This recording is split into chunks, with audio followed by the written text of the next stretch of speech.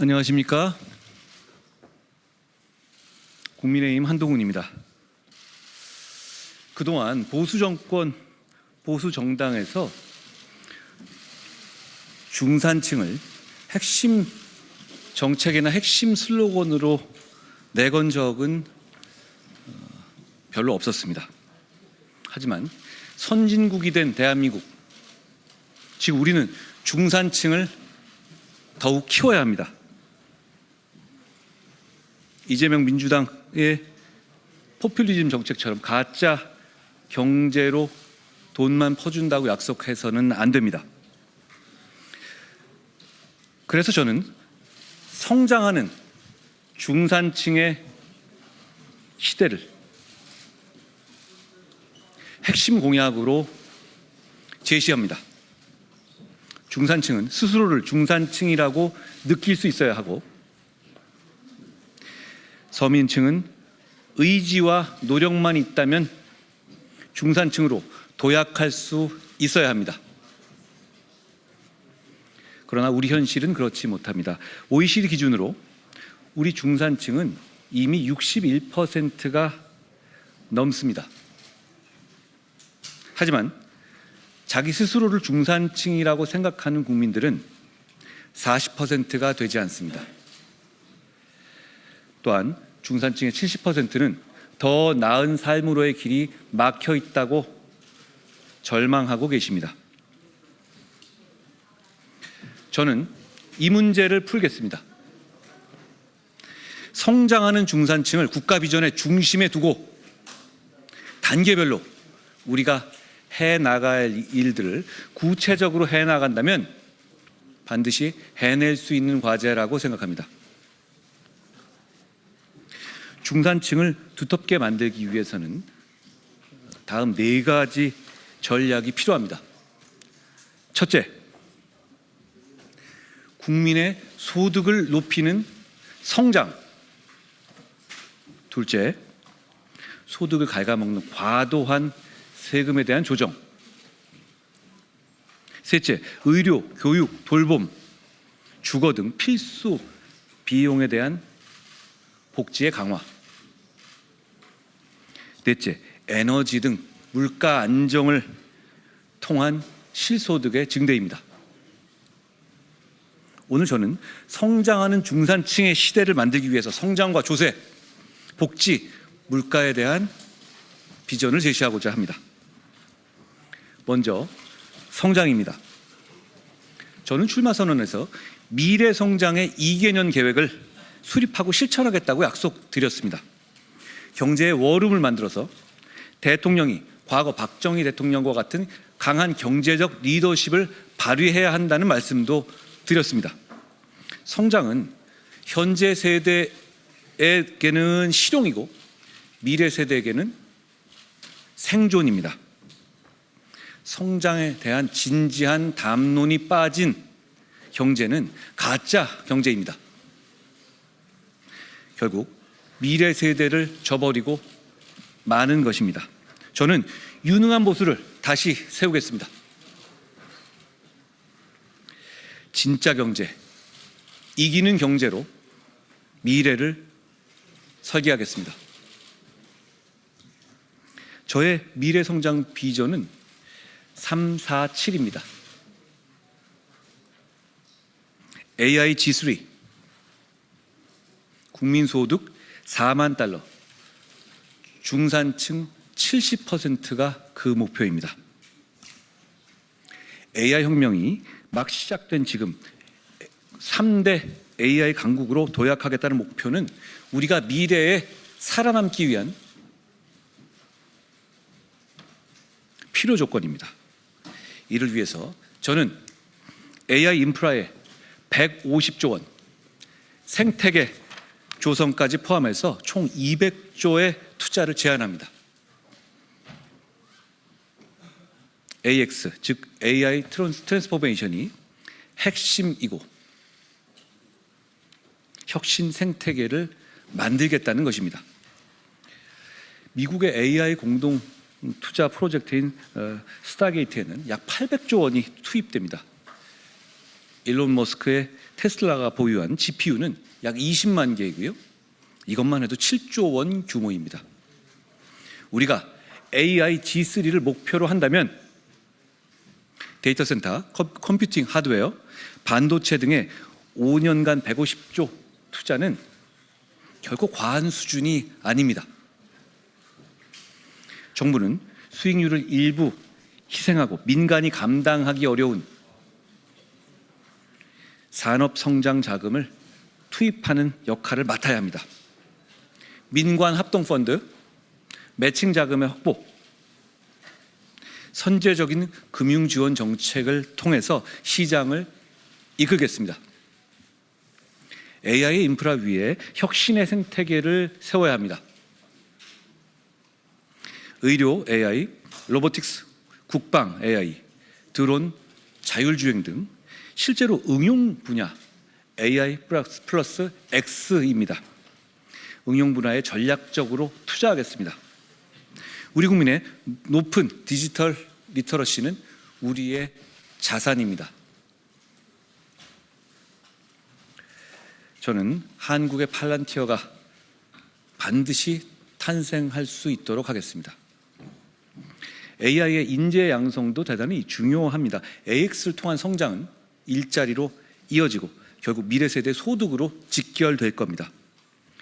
초중고부터 대학 교육까지 교육 과정을 AI 산업에 걸맞게 발전시켜서 AI의 전문 인재 1만 명을 양성하겠습니다. 아울러 이 모든 정책을 실현하고 뒷받침할 국가 차원의 산업 전략 조직 가칭 미래 전략부를 신설하겠습니다.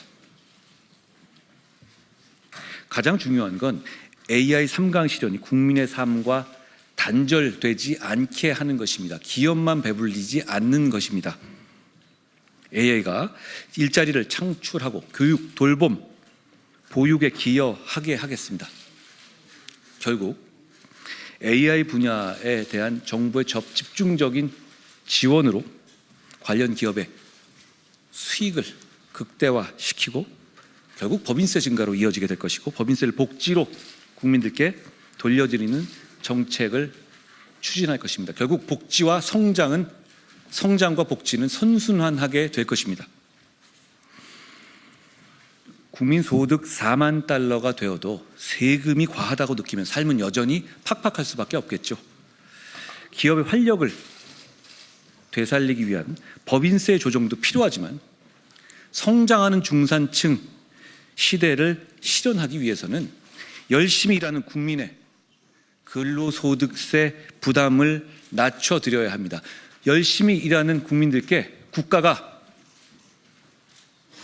열심히 일하는 국민들을 위해서 배려하고 신경 쓴다는 메시지를 드려야 합니다. 그것이 근로소득세 부담의 완화로 이어져야 합니다. 부모 입장에서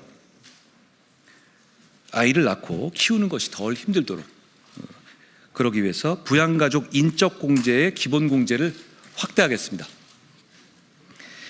세금공제는 가장 효과적인 복지 제도입니다만 우리나라의 인적공제 수준은 세계적으로 봐도 낮은 수준입니다. 기본공제를 현행 150만 원에서 200만 원으로 늘리고 자녀 기본공제는 첫째 경우에 250만 원, 둘째 300만 원, 셋째 이상은 400만 원으로 확대하겠습니다. 더불어 육아휴직자에 대한 법인세 세액 공제를 신설해서 가족 친화적인 조세 제도를 만들어 가겠습니다. 상속세는 현재처럼 유산 전체가 아니라 개인별 수령 기준으로 즉 유산 취득세 개념으로 전환해서 국민의 부담을 덜겠습니다. 원래 상속세는 중산층이 내는 세금은 아니었습니다. 상속세를 정상화하겠습니다. 배우자 상속은 전면 면제가 맞습니다. 자녀 공제를 확대하고 과표가 낮은 구간에는 세율을 더 인하해서 대부분의 국민의 세 부담을 실질적으로 줄이겠습니다. 예를 들어서 현행 과표 1억 이하의 10%, 세율을 5억 이하의 5%, 10억 이하는 15% 등으로 조정하겠습니다. 또한 혼인이나 출산을 돕기 위해서 부모가 증여하는 경우에는 해당 금액을 증여 총액에서 제외해서 미래 세대가 더 쉽게 자립하고 결혼 출산의 결정을 내릴 수 있도록 하겠습니다. 여러분, 대한민국이 성장하려는 이유는 너와 나, 우리 모두가 행복한 나라를 만들기 위해서입니다. 그동안 보수가 진심을 보이지 못했던 복지국가, 이 한동훈이 적극적으로 추진하려고 합니다. 복지를 확대한 만큼 국민의 실소득은 증가하게 될 겁니다. 그러나 저는 민주당식 복지 포퓰리즘, 미래 세대의 빚으로 현재 세대에게 빚잔치를 하는 가짜 정책은 하지 않겠습니다.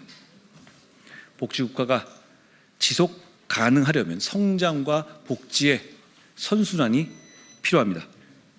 기본소득 같은 현금 복지보다는 일자리 창출을 통해서 성장을 돕도록 서비스 복지부터 먼저 챙기겠습니다. 또한 단순히 약자 복지의 틀을 넘어서서 국민 모두가 자신의 걸맞는 맞춤형 복지를 누릴 수 있어야 합니다. 이는 그 자체로 중산층을 지원하고 두텁게 하는 길이기도 합니다. 먼저 한평생 복지계좌를 도입하겠습니다. 영유아부터 청년, 중장년, 노년에 이르기까지 생애 주기별 맞춤형 복지 혜택을 보장하고 수요자인 국민 스스로 관리할 수 있게 하겠습니다. 계좌 내에 현금 계정뿐 아니라 개인별 돌봄 서비스 계정도 마련할 예정입니다. 또한 복지 프로그램에 처져 있는 칸막이를 제거하고 바우처의 유효 기간도 연장하고자 합니다. 이를 통해서 모든 국민이 자녀 돌봄, 교육, 가족 간병 등 도움이 정말 필요한 순간에 필요한 만큼 알아서 조정해서 쓸 수 있도록 통합 조정하겠습니다. 역대 정부가 해내지 못했던 수요자 중심의 이러한 복지의 구조 조정, 부총리급 사회보장부를 두고 예산의 조정권을 부여해서 적극적으로 실천하겠습니다. 두 번째는 늘봄 학교의 시즌2입니다. 현재 초등학교 학생들의 돌봄은 수요에 비해서 턱없이 부족합니다. 경력 단절의 이유가 되고 있기도 하죠. 윤석열 정부의 성과 중에서 수요자의 만족도가 높은 늘봄 학교를 시즌2로 업그레이드 하겠습니다. 방과 후의 돌봄과 교육을 모든 아이가 이용할 수 있게 하고 더 이상 아이들이 학원을 전전하지 않도록 해서 사교육비 부담도 덜어드리겠습니다. 아침 식사와 방학 중 점심도 제공해서 부모님의 걱정을 덜어드리겠습니다. 세 번째는 가족 돌봄권의 보장입니다. 가족 돌봄 보험을 신설해서 일하는 부모의 육아휴직을 실질적으로 보장하겠습니다. 고령, 질병, 사고 등으로 간병이 필요한 가족이 있는 경우에는 모든 일하는 국민에게 간병 유급, 간병 가족 휴가를 제공하겠습니다. 네 번째는 100세까지 사시던 곳에서 편안하고 행복하게 노후를 보내실 수 있는 AIP, Aging in Place를 구현하겠습니다. 지금은 저소득 어르신들에게만 제공되던 주거 돌봄 서비스를 중산층 이상 필요한 모든 고령 국민에게 확대하겠습니다. 활력 백세를 위한 건강저축제를 도입하고 건강장수 인프라를 구축하겠습니다. 배리어 프리 주택 개보수 등 통합적인 노인 주거 지원, 지역사회 의료 돌봄 통합 서비스의 확대도 함께 추진하겠습니다. 국민 생활의 안정은 결국 물가에서 나옵니다. 물가 이기는 나라가 없습니다. 물가 반드시 잡겠습니다.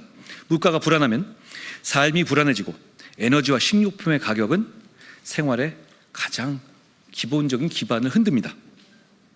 이번 겨울에 전기료, 가스비가 올라서 고생하신 분들도 많으실 겁니다. 단기적으로는 규제를 활용해서 급등을 막았지만 가격의 정상화는 막지 못했습니다. 그 결과 한겨울에 관리비 폭탄이라는 말이 나올 정도였죠. 3년 사이 전기가스 요금은 40% 넘게 상승했고 한전의 부채는 이미 200조 원을 넘어섰습니다. 더 이상 요금을 인위적으로 누르는 방식만으로는 유지되기가 어렵습니다.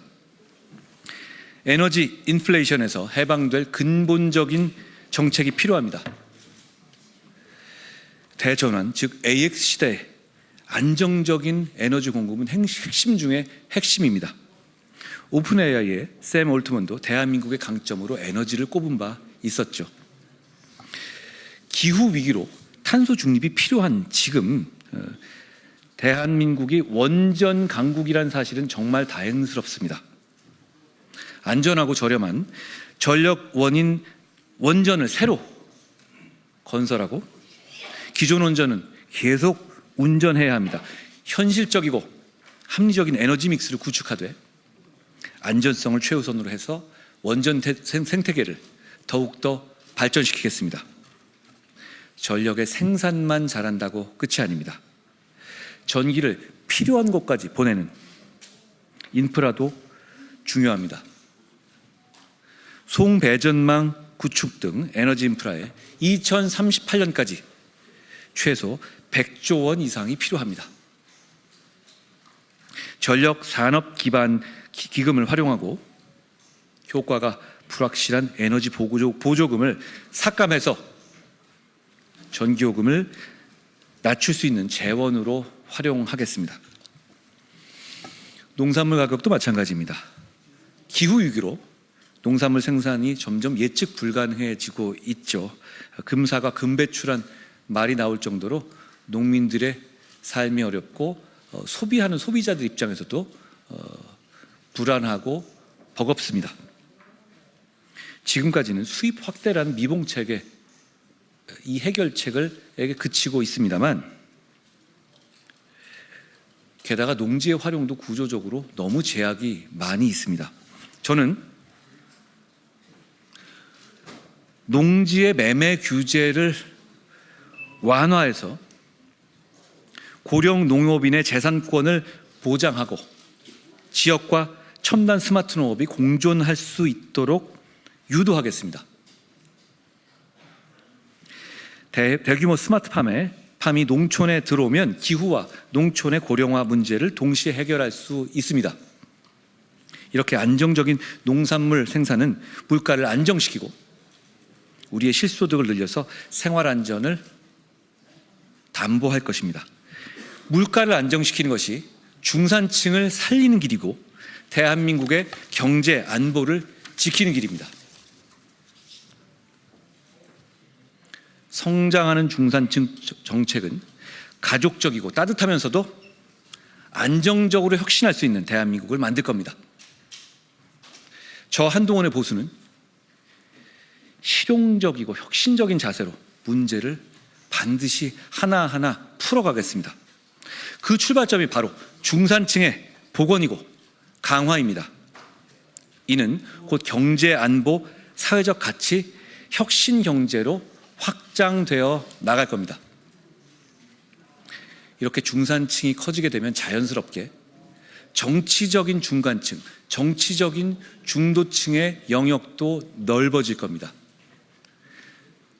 지금 잔인한 싸움이 계속되고 있는 양 끝에 스펙트럼만 진해지는 지금의 정치 상황에서 중산층을 강화해서 중도층을 넓히고 중도층의 목소리를 낼 수 있는 공간을 내주는 것은 정치적으로 위기를 극복하는 데 있어서도 큰 역할을 할 것이라고 확신합니다.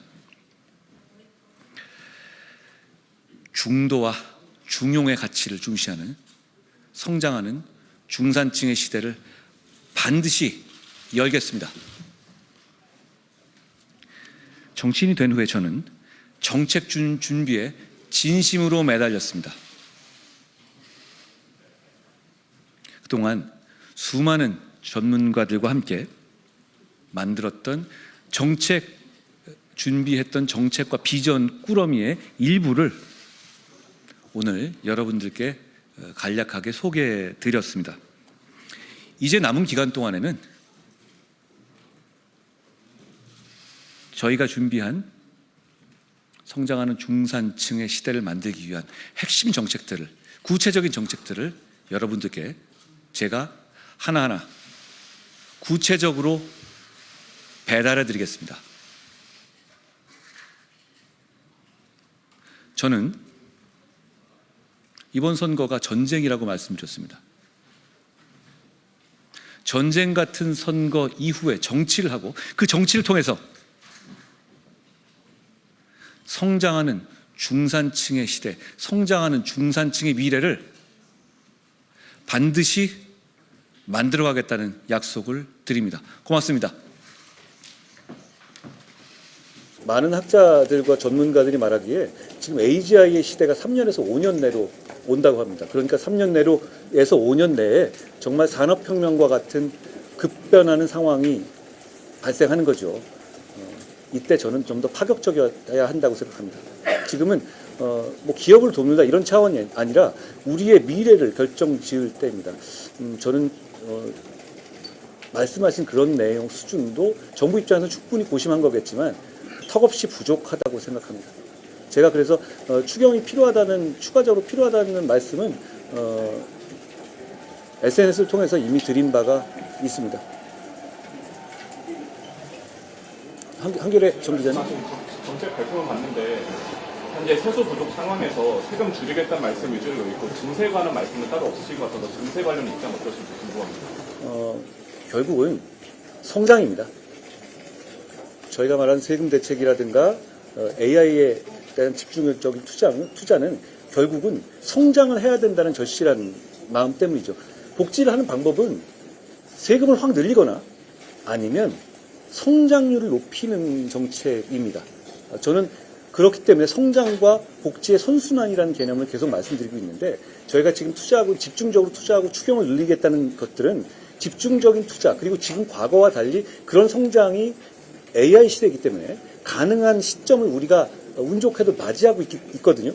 저는 그 점에서 결국은 재원이 들어가는 건 분명해요. 재원이 들어가는 건 분명하지만 거기에 대해서 성장으로 커버해야 한다라는 말씀드립니다. 그리고 제가 감세를 말씀드렸지만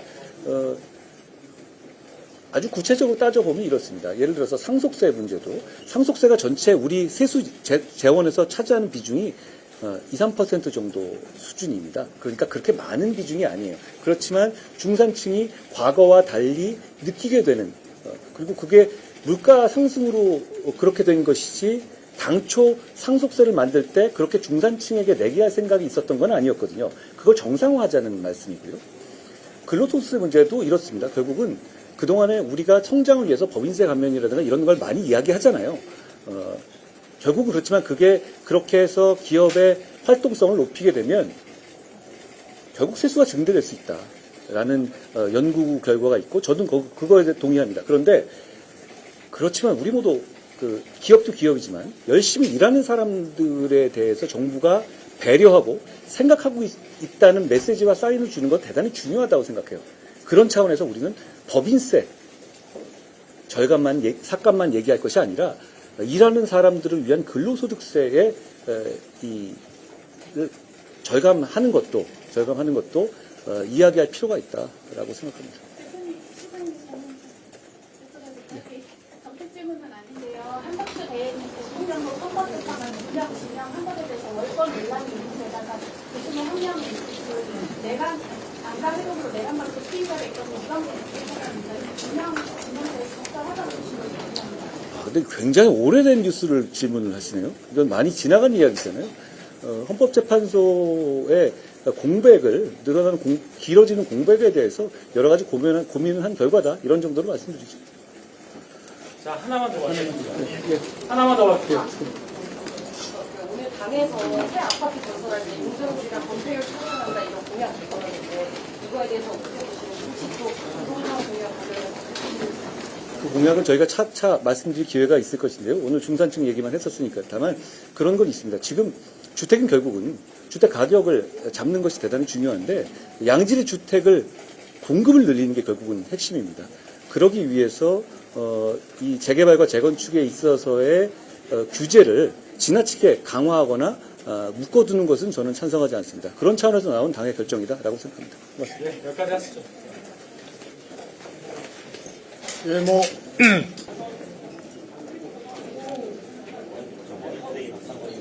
대표님이 마지막에 그 질문 중산층이 무서워지는 중도층이 될 거라고 얘기하는 근거가 있나요? 국제 비교를 해보면은요, 민주주의가 좀 평안하게 작동하기 위해서는 정치적인 허리가 두꺼워야 하는데, 가장 기본적으로 사회 경제적인 중산층 규모가 큰 나라에서 정치적인 양극화 현상이 줄어든다라는 연구 결과가 굉장히 많습니다.